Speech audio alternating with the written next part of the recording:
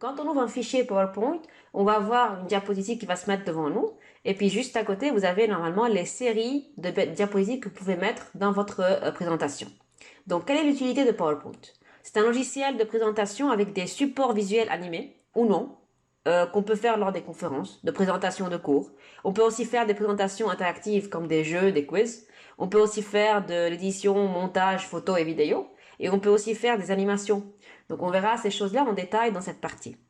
Donc voilà, voyez ici, on peut ajouter un titre. Donc si je clique à l'intérieur, je peux venir ajouter, donc écrire ce que je veux, donc taper ce que je veux. Et puis PowerPoint m'aide en précisant des ondes de texte pour moi.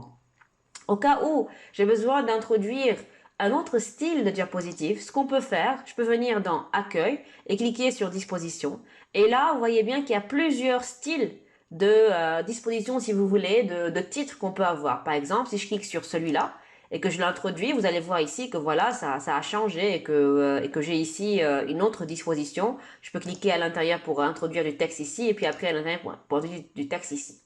Maintenant, si j'ai besoin d'ajouter une autre diapositive, ce qu'on peut faire, je viens cliquer sur Accueil et là, on a deux choix. Soit cliquer sur le bouton d'en bas, soit sur le bouton d'en haut. Si je clique sur le bouton d'en haut, je vais avoir une nouvelle diapositive qui est pareille que l'existante déjà. Donc voilà, je clique et voilà la nouvelle diapositive qui est pareille à celle qui a été déjà introduite ou bien qui a été déjà changée tout à l'heure. Sinon, ce qu'on peut faire, cliquer sur nouvelle diapositive en bas, et là, je peux choisir un autre style, et cette nouvelle diapositive va venir juste après la deuxième diapositive ici. Par exemple, si je choisis ce style-là, voilà, vous voyez bien que le style de la troisième diapositive, c'est ça, alors que la deuxième, c'est ça. Au cas où j'ai envie de ne rien mettre, je veux juste une diapositive qui est vide, ce qu'on peut faire, on clique sur nouvelle diapositive ici en bas, et je clique sur vide ici. Donc vous allez voir maintenant, il y aura 4 diapositives. La quatrième, il n'y a rien. La troisième, il y a ce style. La deuxième, il y a ce style. Et puis la première, il y a ce style-là. Et d'ailleurs, vous voyez en bas aussi que voilà, il y a diapositive 1 de 4. Alors que celle-ci, c'est diapositive 2 de 4, 3 de 4 et 4 de 4. Voilà.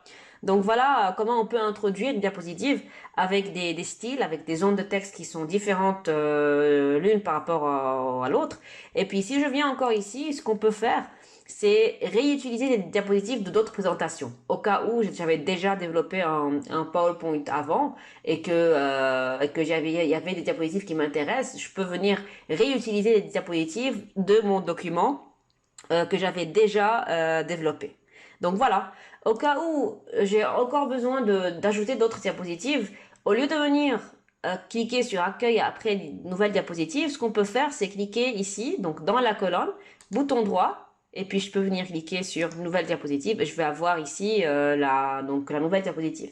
Si je clique sur une des diapositives et que je clique sur le bouton droit, je peux venir dire que voilà, j'ai besoin de dupliquer la diapositive. Je vais avoir voilà, je vais le faire. Je vais avoir une diapositive qui est pareille, d'accord? Sinon, je peux venir cliquer sur supprimer. Elle va être supprimée. Sinon, on peut aussi cliquer sur nouvelle section et on peut venir aussi changer la disposition qu'on retrouve ici. Donc c'est pareil comme le bouton qu'on est venu cliquer ici. Donc voilà, en fait, en gros, lorsque l'on ouvre un fichier PowerPoint, ce qu'on va avoir, principalement PowerPoint, c'est pour des présentations. C'est la raison pour laquelle ici, vous voyez que par défaut, c'est nommé présentation 1. Donc voilà, vous avez comme d'habitude des onglets en haut. Pour chaque onglet, vous avez des rubans. C'est vraiment très similaire un peu à Word. Et puis on verra les propriétés et les options offertes par cette application qui est vraiment très intéressante. Et on peut aller vraiment très très loin avec des présentations PowerPoint.